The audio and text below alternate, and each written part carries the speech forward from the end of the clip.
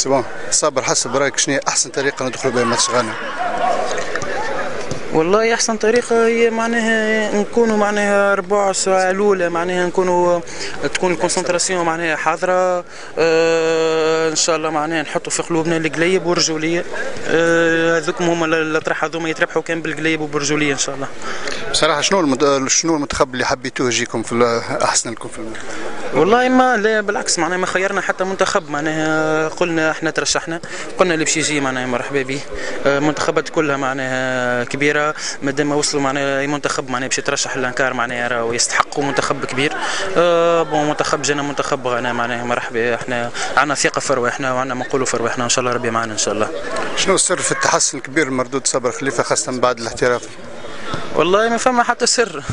تسأل قبل السؤال هذا وجاوبت عليه، قلت معناها ما فما حتى سر. قلت معناها شنو هي الحاجه الوحيده اللي ثقتي في روحي معناها زدت كبرت برشا. بلا خاطر في تونس الله غالب، معناها في تونس احنا عندنا 4 ولا 5 اسامي معناها هذوك هما اللي نركزوا عليهم، البقيه معناها ما سامحوني في الكلمه معناها ما نتلفتوا لهمش.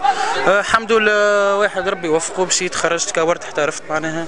الحمد لله معناها الروندمون نتاعي كان باهي، معناها زادني ثقه في روحي وان شاء الله نكمل هكاك ان شاء الله.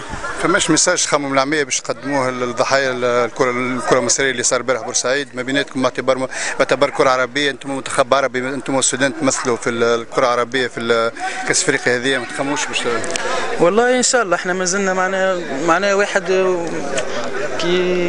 كي راه معناها حاجه كيف هذيك، واحد ساعات يقول علاش معناها قاعد يصير هذا كوره معناها 90 دقيقه معناها توفى بموته واحد، حرام معناها واحد هكاك يرى هكاك اون بليس معناها اخوات في بعضهم معناها ما همش معناها في مصر معناها وايامات الثوره كانوا يد واحده معناها، علاش صار هذاك الله اعلم.